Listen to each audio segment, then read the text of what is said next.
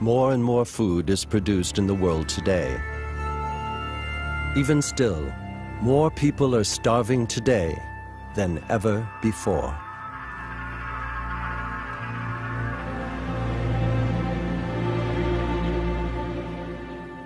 The United Nations says that world agriculture could feed 12 billion people. Yet, every 5 seconds, a child dies of hunger.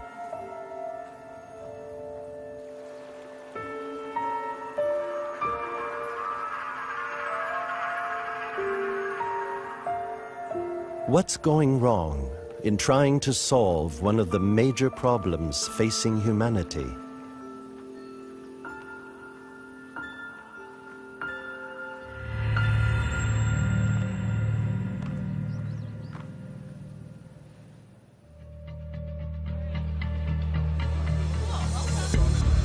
This film accompanies David Seitz, the former Secretary of State for Economic Affairs in Switzerland, to discover the reasons underlying the problem of hunger.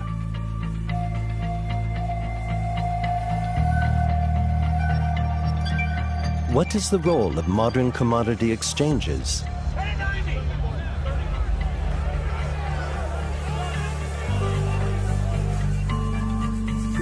Why can international politics apparently do nothing to prevent hunger?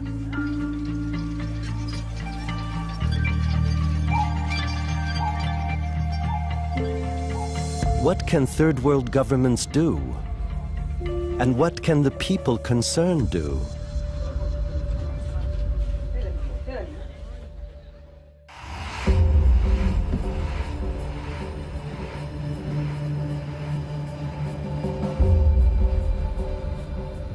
Our journey begins in Rome, the headquarters of the United Nations organizations that deal with the problem of hunger.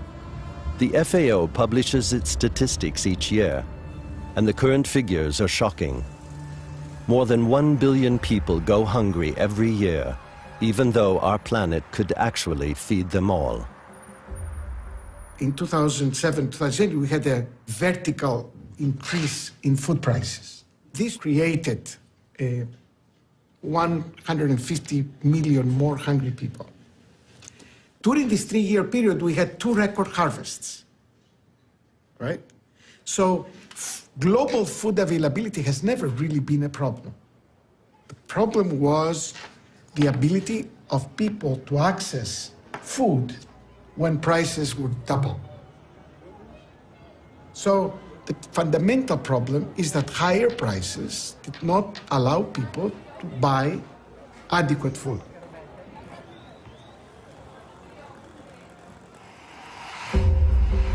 Are soaring food prices the major problem in the fight against world hunger?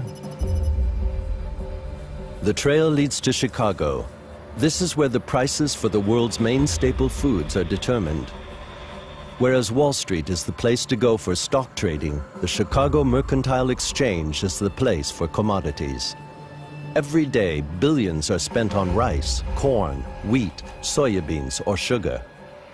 The price agreed on by traders determines who can afford something to eat and who cannot. We meet Trey Kanipa, who has been a trader in Chicago for 14 years. Trey Kanipa takes us into a world known by few, but which determines the life of many. How are you guys? Well, thank you. We are eager to get in. Yeah. The bulk of the world trade in agricultural products is done at the Chicago Stock Exchange, which is why it always has the final say. Selling on, what is it? 161, okay. This is going to be on ticket 878. I happen to have a customer who lives in Brisbane, Australia, and so he will use, if he has a local negotiation to make with somebody, they say, well, where did Chicago close on Friday? And they'll use that until we reopen on Monday evening. Actually, we'll reopen on Sunday evening. So for the next couple of days, they would use our closing price today. Speculation is often considered as the trigger of rising commodity prices. But the price is always the result of the market players' different views. For each trader who speculates on rising prices, there is one who does the opposite. A quarter on 24. Safe. I had the golden egg today, and I made an omelet out of it. I was long some S&P index futures and held them and got out way too fast and could have made more money. Oh well, it's the way it goes. Part of the deal. In 2008, something happened which had never happened before. The prices of all staple foods reached record highs literally overnight. The prices for rice, corn, and wheat doubled within a few weeks. The traders panicked, which amplified the effect.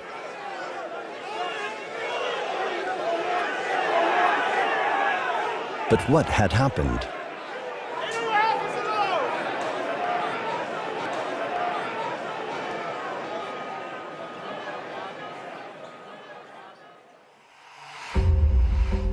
The extreme price rise in 2008 had nothing to do with normal price fluctuation, and it led to a dramatic global hunger crisis.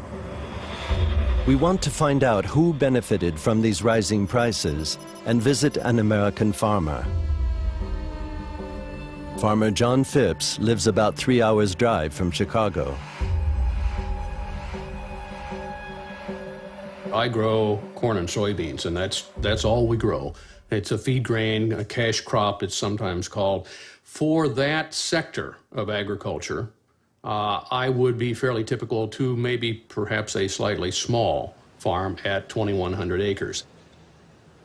This year is phenomenal. This is farther ahead than we've ever been at this junction.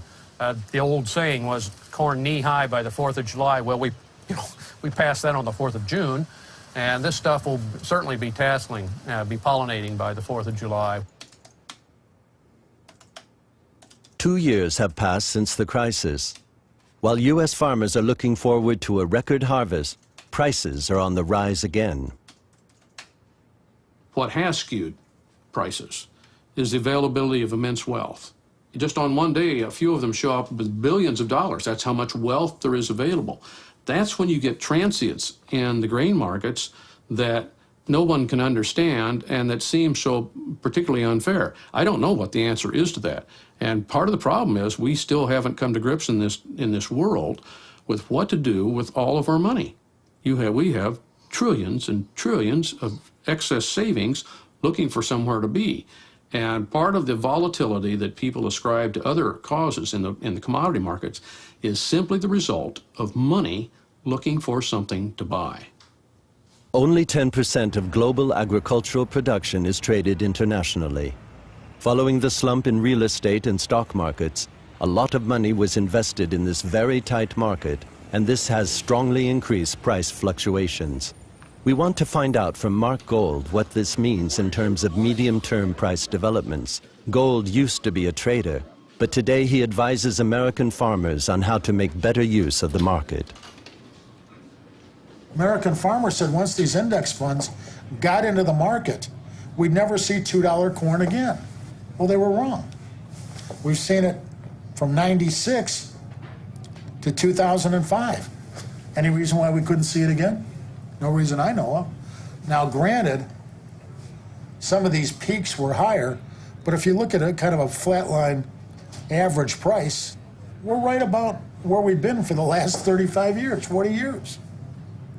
Yes, there have been peaks, and yes, this will cause hunger around the world. And I think both of these highs were somewhat distorted by the index funds. But those markets had a reason to go up. It wasn't the index funds that caused the market to go up. The market needs a reason. The supply and demand will still outweigh just the mere buying. Because no matter how big the index funds are, the index funds are not bigger than the market.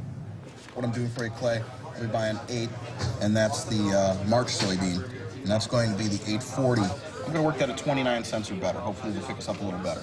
I'm going to work this as a day order only. Let me get it in and work it for you. If I got a fill, I'm back on the phone to you. Every speculation needs a reason, and the real trigger for price hikes is, according to Gold, always to be found in the real world. Weather becomes obviously the key issue this time of year to production, and we have to be right on top of it to know if there's changes. I can assure you, if it turns 95 to 100 degrees in the Midwest and we don't see rain the month of July or the month of August, regardless what the funds may or may not do, these markets, in my opinion, are going straight up.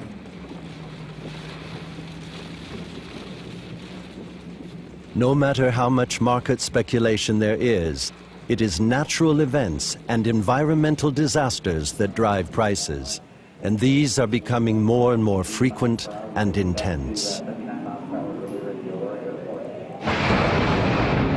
That one was close. That one was right there. That was right at the lake. Even when there is no global shortage of food, local events may lead to global price increases, but it is not unusual for politics to be involved as well. On a bien vu, en 98, avec la crise sur le riz, que des pays qui étaient confrontés à une hausse de prix et qui ont institué des obstacles à l'exportation n'ont fait qu'empirer la hausse des prix internationaux, ce qui a fortement pénalisé des pays qui sont obligés d'avoir recours au commerce international parce qu'ils ne produisent pas assez. As we shoot these pictures, Russia imposes an export ban on wheat because of a drought. Russia is the third largest wheat producer in the world, so the markets react immediately.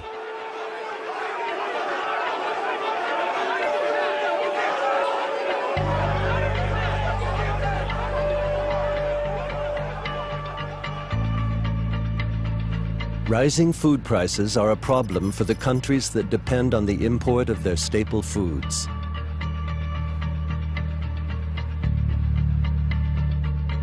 We travel to Senegal.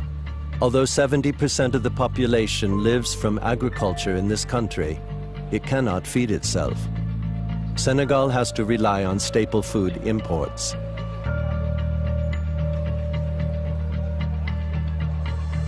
In view of recent developments, such dependence constitutes an existential problem for many countries in Africa. But how can a country in which 2/3 of the population are farmers be so dependent on the import of its staple food?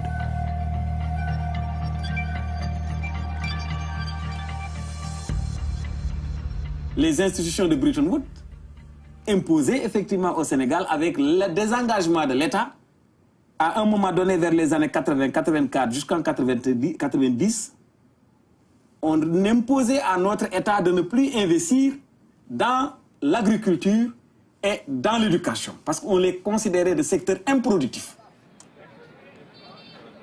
Ce qui était une erreur fondamentale.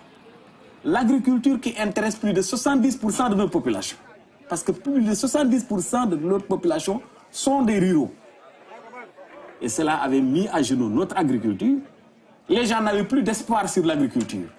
Tout le monde maintenant se dirigeait vers les grands centres urbains, tout le monde vers Dakar. Qu'est-ce qui s'est passé donc? Le quota dont le Sénégal avait besoin était très loin d'être atteint.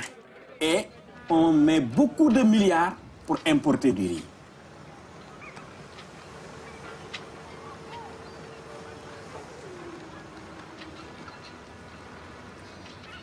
En 2008, la crise alimentaire a frappé le Sénégal. Compte tenu de la bourse faible des ménagers, compte tenu également de la crise financière qui sévissait en même temps que cette crise alimentaire, alors au niveau des familles, la situation était ingérable. Most African countries used to be self-sufficient. The current dependence is not least the result of an outside influencing control. Überall, wo der Weltwährungsfonds ein Strukturanpassungsprogramm für die Umschuldung und so weiter den Ländern aufzwingt, dort steigt der Hunger. Senegal importiert 72% seines Reises und die meisten fruchtbarsten Flächen werden von Erdnussplantagen, die für die Lebensmittelindustrie in Frankreich, also für die Vegetalölindustrie in Frankreich bestimmt sind, besetzt.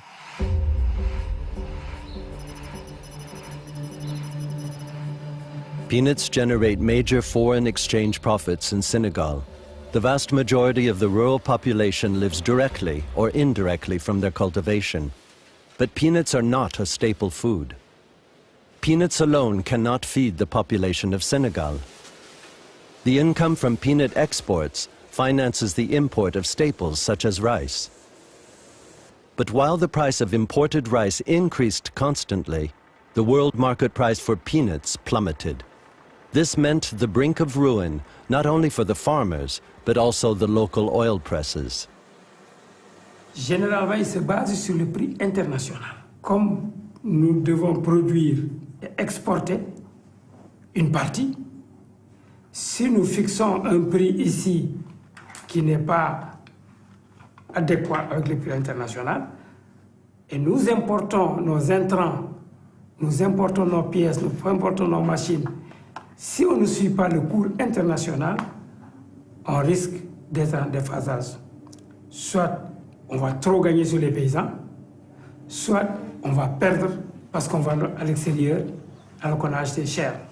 During the 2008 crisis, the Senegalese government introduced agricultural reforms. The production of staple foods was increased to make the country less dependent on imports. However, African farmers have to contend with foreign competition. Letztes Jahr haben die Industriestaaten 349 Milliarden Dollar bezahlt an Produktion und Exportsubventionen an ihre Bauern. Sie können also heute auf jedem afrikanischen Markt portugiesische, griechische, deutsche Tomaten, Gemüse, Früchte und so weiter zur Hälfte oder zu einem Drittel des Preises des entsprechenden afrikanischen Produktes, Inlandproduktes kaufen. Und einige Kilometer steht der afrikanische Bauer 10 Stunden unter brennender Sonne mit seiner Frau und seinen Kindern und hat nicht die geringste Chance, auf ein Existenzminimum zu kommen.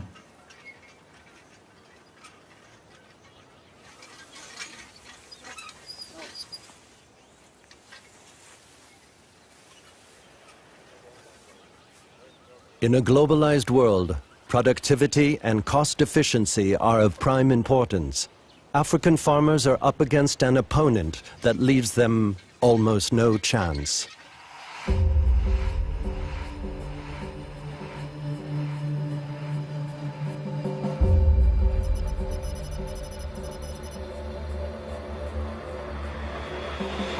Back at John Phipps, his farm is about 500 times larger than an average farm in Africa.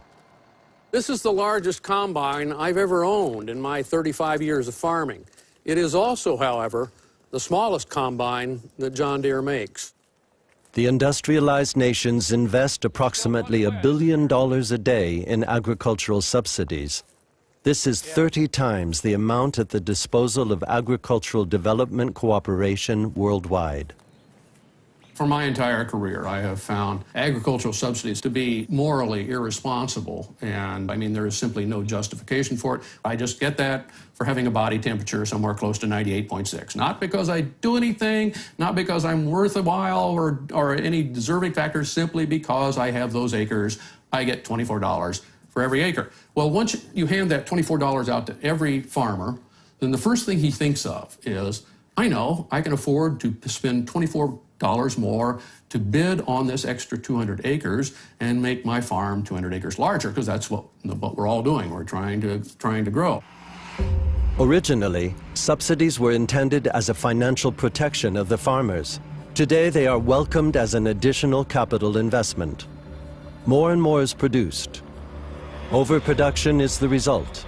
A large part of it is exported, flooding the markets of the developing countries. In Iowa, we meet Tom Youthy. We're going to walk down here to our hog confinement barns. There's 3 barns.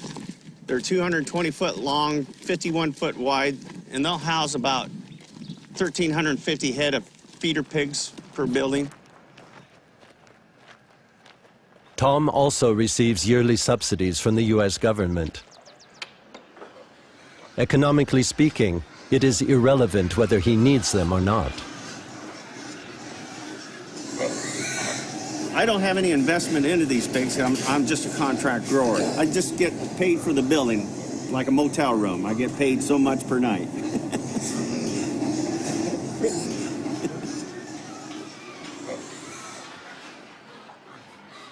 I think there is a policy in this country to overproduce. You know, a surplus is always good as opposed to a shortage. And that way, the surplus could be used around the world where needed. Are these surpluses actually needed? Or are hidden interests behind these surplus exports? Die Food Aid-Programme der USA, ja, sind nicht dann hoch, wenn der Bedarf in den Entwicklungsländern am größten ist, wenn es dort Missernten gibt, sondern die sind immer dann hoch, wenn die Ernte in Amerika hoch ist. Also das ist eigentlich die Bestätigung dessen, dass hier eine Art Entsorgung stattfindet. This has become possible through export subsidies. They give local farmers an advantage in the global market, but at the same time, they prevent third world agriculture from developing properly. Für diese Exportsubventionen ist in der heutigen Welt kein Platz mehr. Die gehören abgeschafft. Bis auf ganz wenigen Ausnahmen stehen zurzeit in der Europäischen Union alle möglichen Exportsubventionen auf Null. Europa ist bereit, diese Exportsubventionen abzuschaffen. Wir verlangen aber, dass die anderen Industriestaaten das auch tun. American farms have long since grown into small businesses. They have become family businesses generating millions in turnover.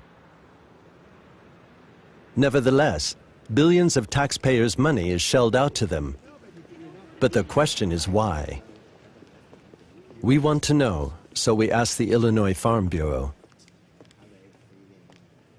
I think right now the average amount, if you would say, for annual subsidies are 10 billion, 9 to 10 billion. So for years, the American farmers, have been told very clearly what the subsidies are in other countries. And so they're always looking, it's like if you're an Olympic swimmer and you're saying, well, these people here in this country can wear these skin suits, but I can't. They always want the most competitive tool. Some subsidies make sense, others do not. Part of the $360 billion the West injects into agriculture each year is earmarked for the preservation of ecosystems and the countryside. The rest is money that could probably be put to better use. Rising prices, dependence on imports, and unfair competition against a fierce opponent. World trade appears to be more of a problem than a solution for the starving people of the Third World. Those who want to benefit from world trade have to be competitive, which means cost-effective investments. We drive to the north of Senegal. This is where you find one of the largest infrastructure projects in recent decades, the dam on the Senegal River.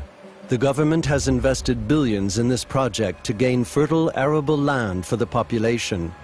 But the implementation of the plan to improve self-sufficiency leaves much to be desired. Die senegalesische Regierung hat den multinationalen Konzernen, zum Beispiel La Fruitière de Marseille, Hunderte von Hektaren zur Verfügung gestellt. Dort finden Sie jetzt die Treibhäuser, so groß wie ich sie nie gesehen habe in Europa, 5-stöckige Treibhäuser.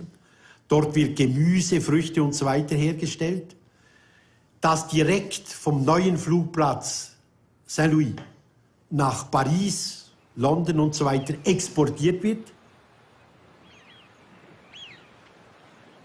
Foreign direct investments are generally thought of as economic stimulus measures.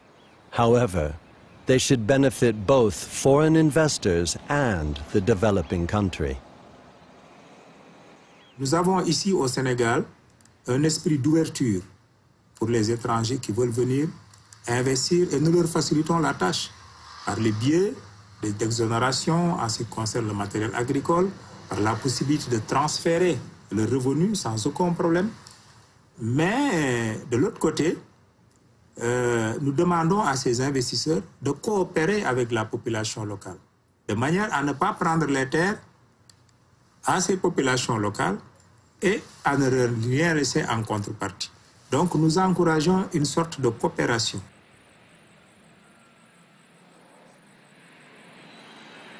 We look for signs of such cooperation, but it looks more like coexistence. Besides Senegalese huts, we find entire Chinese villages. Whichever land we choose to till and to put into production, this land there is already someone there. There are no more empty lands, or very few. And these lands where people are living, communities are living, what is fundamental for us is that, first of all, the local communities and the local population are consulted, are informed, are in a situation where they can make their judgment about, is this investor coming here only for his own interest without disregarding what will happen to us, or can we make business with this one? And this is, in our view, what is currently lacking.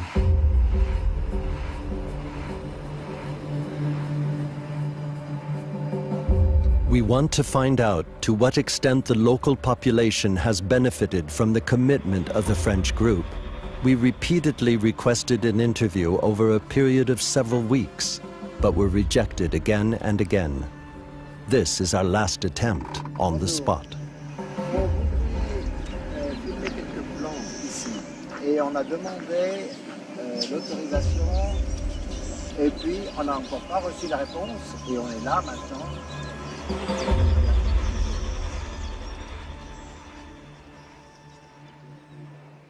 The door remains closed to us again, and foreign commitment in Senegal is left in doubt.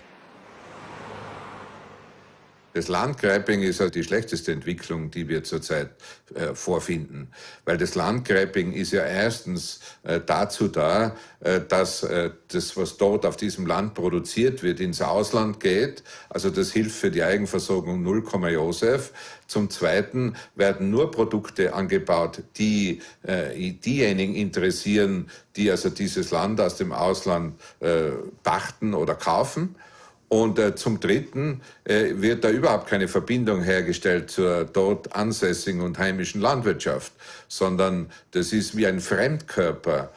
Das ist eigentlich eine Art Neokolonialismus.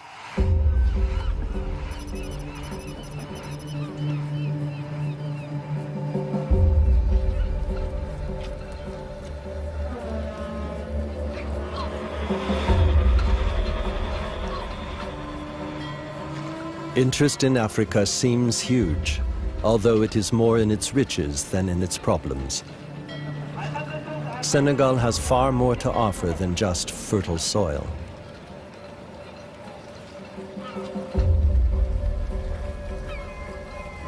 At the port of Dakar, we notice many Asian ships. Chinese and Taiwanese trawlers are being loaded with fish.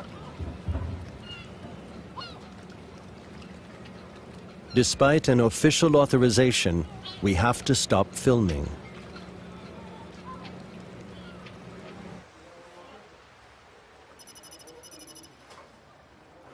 We want to find out where these fish came from and follow the coast further south.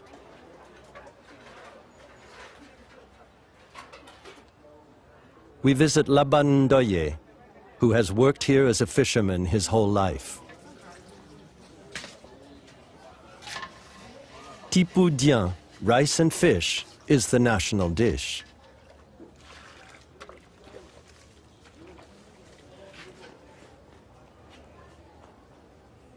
Maanaam ñun dañ ciy ut lekk si li si des ñu jaay ko xaalis bi la ñuy utiliser si la ñuy tabaxee kër maanaam ma joxe si benn exemple fii ñu ne nii suñu famille bi ñu fi nekkee booba fii melul woon nii.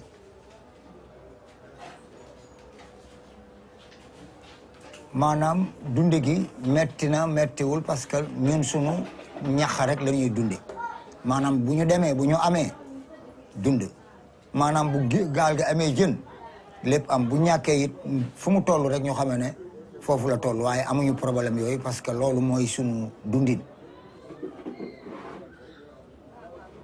Am nañu léegi jafe-jafe yu metti maanaam frais bi ñuy maanaam jën wi dafa amatul maanaam dafa sonn léegi.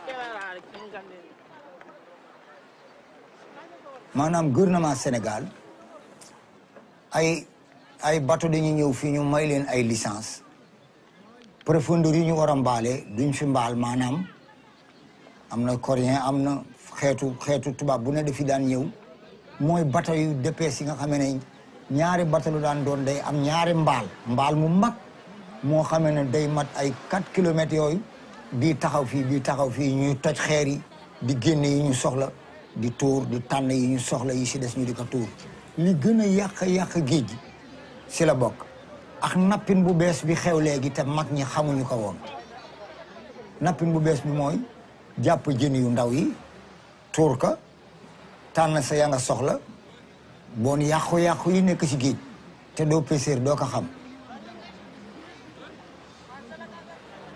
Fishing is vital to Senegal, and the consequences of overfishing are difficult to predict.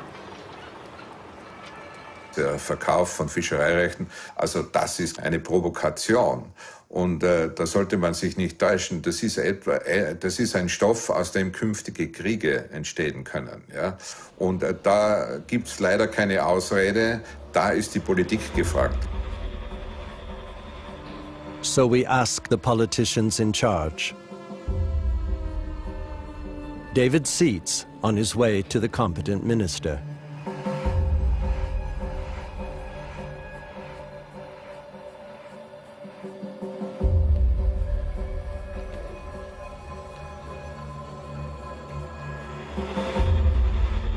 Nous avons été au port ce matin. On a vu des bateaux chinois. Et ils étaient très mécontents de nous voir filmer. Pourquoi? Vous savez, la Chine, bon, j'ai un peu de droit de réserve quand même par rapport à cette puissance montante. Elle s'étend de plus en plus. Elle est dans tous les secteurs économiques du continent africain. Donc ne soyez pas surpris que vous puissiez trouver en mer sénégalaise, notamment dans les ports sénégalais, des bateaux chinois. Vous seriez promené un tout petit peu vers le marché Sandaga, ou sur une grande avenue qui s'appelle l'avenue du Général de Gaulle. Mais ils y sont, ils tiennent boutique, le commerce est entre leurs mains.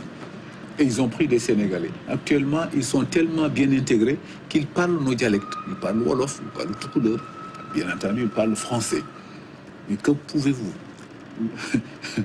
L'OMC a ses règles qu'il faut respecter. On ne peut pas interdire aux Chinois de venir commercer au Sénégal, comme on ne peut pas interdire aux Chinois de faire la pêche au niveau du Sénégal, dans la mesure où ils respectent la législation nationale.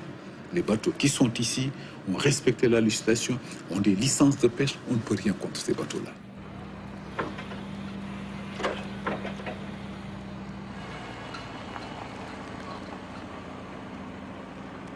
Il faut que l'argent que l'État récupère par des accords retourne à la pêche, d'abord pour sécuriser nos pêcheurs, mais également pour sécuriser nos espaces maritimes, et sécuriser également tout ce qu'il y a comme poisson dans nos eaux. Parce que souvent, c'est de l'argent qu'on utilise en parlant de recapacitation, ou bien on parle de renforcement de capacité. C'est des séminaires à n'en pas finir, des réunions à n'en pas finir, mais qu'est-ce qui gagne?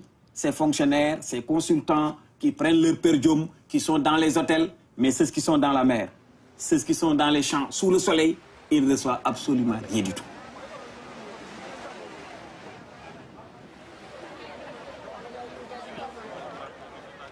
A system about to collapse. On the beach, we encountered Daniel Gomi. He has a small nearby hotel, and he also lives from the sea. Gomi is angry about the situation here on the coast, and yet he does not only blame others. Vous n'avez pas l'air d'être très content avec ce que fait le gouvernement. En particulier, vous êtes très mécontent de ce qui se passe rien au niveau de la pollution ici. Rectification, pas avec le gouvernement, mais avec la mentalité des populations. Okay. Ils devraient savoir que, quelle que soit la nature de leurs activités, leurs enfants doivent bénéficier de leurs efforts demain. Malheureusement, ce qui se passe, voilà. L'exploitation anarchique des produits halieutiques, des produits qui sont dans la mer, nous a amené à ça. Cette poubelle, cette balise d'immondices, les mailles de filet qui ne sont pas respectées. Résultat, demain, nos enfants n'auront rien à se mettre sous là-dedans. Déjà qu'ils ont des problèmes pour avoir du poisson, de la viande. Il n'y a rien. Qu'est-ce que vous voulez qu'on fasse? Pas le gouvernement. Les gens n'ont qu'à avoir une prise de conscience eux-mêmes. Pousser le gouvernement à mettre en place un système pour les aider à régler ces problèmes-là. Il faudrait qu'il y ait la communication entre le gouvernement et les populations. Là, je suis d'accord. Mais les finalistes, ce ne sont pas nos chefs d'État, ni nos gouvernants. Les perdants, au fini, ce sont nos enfants. Moi, je n'attends pas du chef de l'État qui vienne prendre mon enfant, qui l'amène à l'école, ou qui fasse le marché pour lui. C'est à nous de régler ça. People should take matters into their own hands, says Gomi. We hear about a small village where the population is doing just that. The village Kër Medoun is located in the south of Senegal, about half an hour from the nearest paved road. The 300 villagers live on peanut and millet crops. There is no running water nor electricity. During the 3 summer months, the village suffers a food shortage. This period of about 100 days is called the 100 Days of Bridging the Gap. We meet Soliman Bassoum. He is the initiator of the project Dîner Commun, which is supported by the Swiss Catholic Lenten Fund. La soudure, c'est quand vous avez fini les anciennes récoltes et vous n'avez pas encore eu les nouvelles récoltes. C'est une période de gap. Et elle est très dangereuse. C'est la période où on perd tout, parce que c'est la période où on met en gage tout le matériel qu'on a. C'est la période où on s'endette. Mais encore, c'est une période où, si vous n'avez pas de quoi manger, vous ne pouvez pas aller travailler. Nous, on pensait que la meilleure solution, c'était de trouver les initiatives locales, ce qui marche seulement avec les populations. Throughout the year, a field is jointly cultivated by all the villagers. Each family does its share. Ce sont eux qui ont travaillé. C'est pas moi. Moi, c'est eux qui ont travaillé, donc c'est eux qui ont organisé ces champs. The harvest from this field is kept in storage and may not be touched before the 100 days begin. J'ai commencé cette démarche en 97, mais je n'étais pas aimé. Tout le monde voulait, d'abord les premiers paysans qui m'ont vu, ils voulaient ma mort. Ils m'ont dit, ce gars-là, on souhaite qu'il meure, parce que s'il vit longtemps, les projets vont changer. On n'aura plus des Blancs qui nous donnent de l'argent. Et ils ont fait une prière à la mosquée, c'était en Casamance, et ils ont souhaité que ma voiture se renverse au cours de route. 4 ans après, ils m'ont dit, on n'avait pas compris. Ils m'ont dit, mais qu'est-ce qu'un projet qui ne donne rien, c'est quoi? Je dis, mon projet, il donne la dignité. Si vous avez la dignité, vous aurez tout. J'essaie de leur montrer qu'ils ont de l'or. Parce que souvent, ils pensent à aller en ville. Parce que la pauvreté est un traumatisme. Avant, ils me disaient, mais Bassoum, il faut nous donner l'argent. Aujourd'hui, ils sont très contents de dire que tous ces millions-là, c'est notre argent. Il n'y a pas l'argent de quelqu'un de l'extérieur.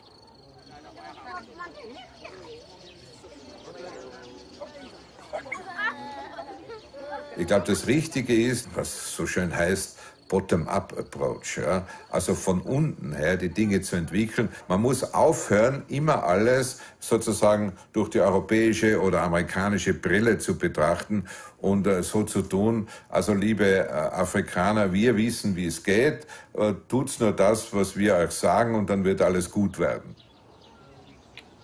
The people themselves are the base of this project. If one single person or family does not cooperate, the whole project is at risk.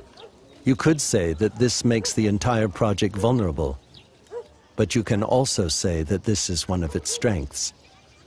It is now a normal part of village life.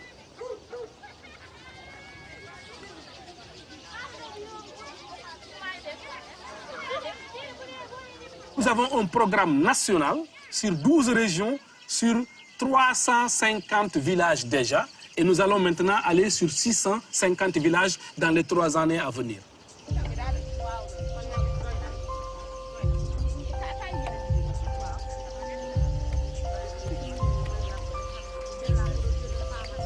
Ce qui nous a beaucoup impressionné, c'était que les villages travaillaient en commun et mangeaient en commun, ce qu'on ne trouvait pas dans les autres villages. Et donc nous avons essayé de mieux connaître cette innovation sociale, cette expérience, et nous l'avons bien caractérisée pour lui donner une autre valeur. On mange à tour de rôle dans toutes les maisons. Ailleurs, il y a des solidarités, mais c'est des solidarités où il y a des riches qui aident des pauvres. Mais ici, c'est une solidarité agissante. Tout le monde est capable d'aider, tout le monde est capable de profiter de ce qu'on a fait en commun. Et c'est ça la beauté. According to their faith and tradition, the villagers only eat after sunset. The children are responsible for calling in all 300 villagers. The youngest among them can neither remember a time without dîner commun, nor ever going hungry.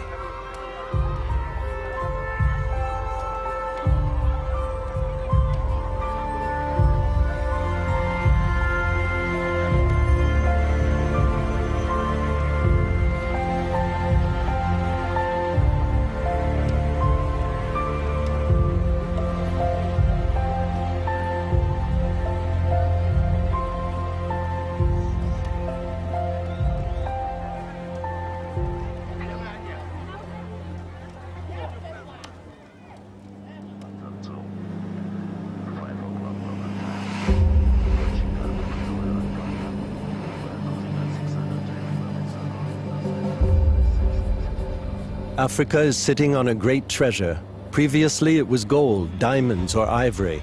Today it is the land itself. And in a world of dwindling natural resources, this treasure is taking on increasing value.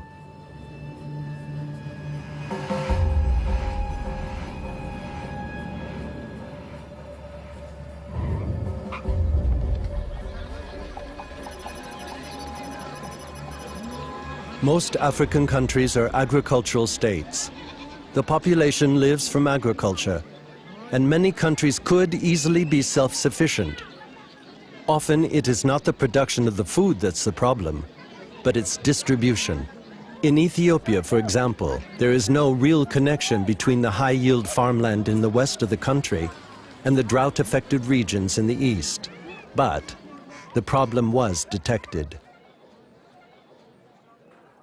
I was an Ethiopian studying in the United States and very, very upset about what was happening in my country because of the 1984 famine and Live Aid and Band-Aid and all of these efforts to help hungry Ethiopians. And I remember thinking, you know, I'm going to do something about this and being very concerned and worried. And we were all at that time thinking we have to produce more. But a year later, I was studying economics and I happened to see a study that showed that there was actually a surplus in the southern part of Ethiopia, while in the northern part, nearly 1 million people died in 84-85 famine. So we had a distribution problem. Why couldn't we have moved through the private market system that grain to the north where there was a severe drought? And obviously there was a disconnect, and that disconnect is information gap, lack of contract enforcement, lack of grades, lack of transport, lack of infrastructure. So all of these things makes markets work or not work. The history of famine in Ethiopia has made one thing clear. Developing a functioning market is the most efficient weapon in the fight against hunger. A connection must be established between supply and demand. Ethiopia has begun to build its own infrastructure. The farmers must get access to the market, and because it is difficult for an African country to compete in the world market, Ethiopia has simply developed its own. Addis Ababa, the unofficial capital of Africa, is the headquarters of the African Union and the birthplace of a new self-confidence. This is where the plans are laid for Africa's future.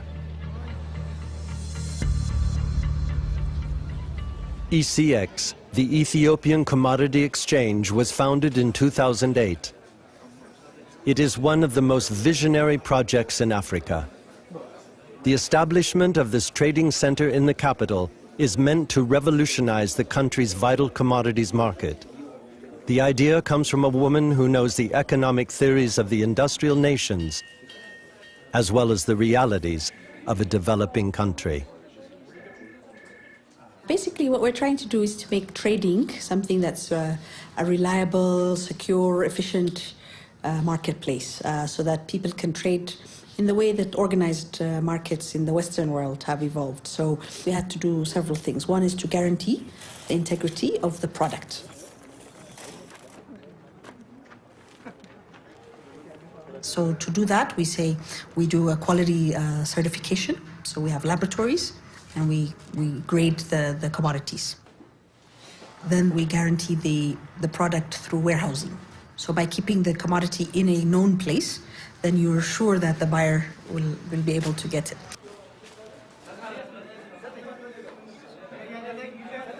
Finally, we have the integrity of the actors. Normally, our trading is based on relationships. My cousins, brothers, wives, sister, whatever. We have to know who we have to trade with because we don't know really otherwise how to trust them. When societies figure out how to enable people who don't know each other, who don't have to be related to each other, but who can trade anonymously in the marketplace, then the flow of goods and services will grow dramatically, and that brings about wealth and prosperity.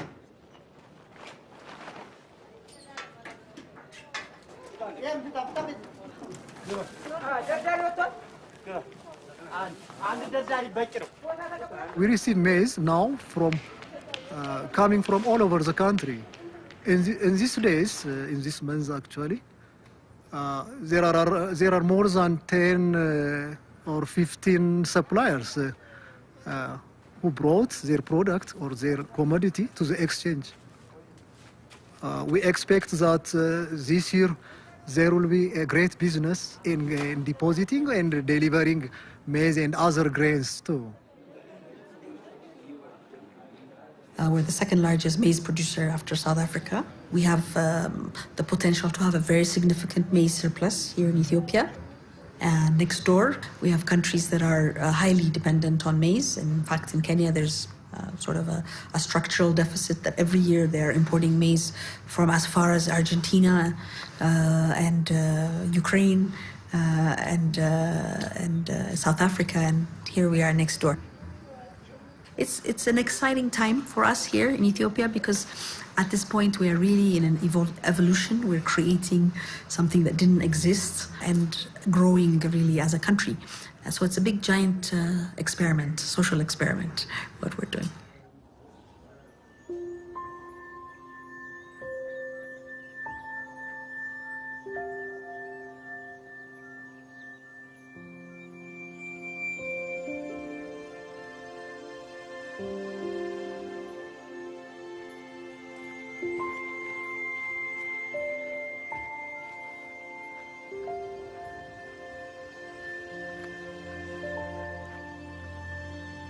Potentially, we can feed the world by 2050.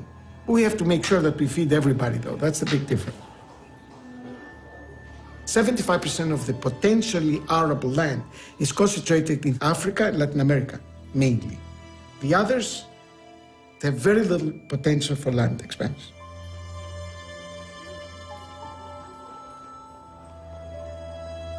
Si on ne fait rien, mon sentiment est que les prix vont monter. Ce problème d'accessibilité, ce problème d'avoir de la nourriture à un prix abordable va s'aggraver et ce seront des problèmes politiques. Ce n'est pas un sujet qu'on peut laisser de côté.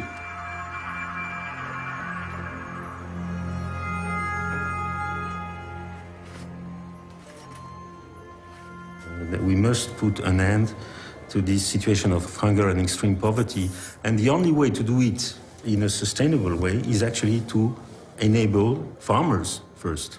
International cooperation play a very important role, particularly in the poorest countries, but it's not the solution. The solution is there, is with them.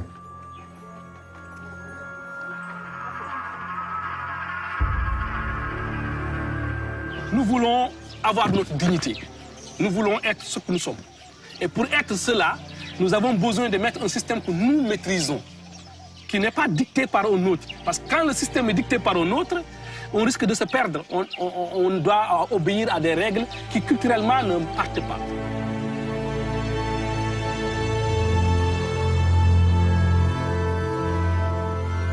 Someone told me once there will always be hunger and poverty, and I think we find that to be unacceptable anymore, whether it's because of lack of transportation or political problems or bad weather, we really, as a world, should be able to get food to most places. And it really would be a tragedy to not figure out a way to solve it, because if you can't solve it now, what are you going to do in 20 years when the population's several billion more than it is now? Also das wahre Problem ist nicht, dass man nicht erkennen würde, wo die Schwierigkeiten sind. Und das wahre Problem ist auch nicht, dass man keine Lösungen dafür hätte. Die Lösungen gibt es. Machen muss man es.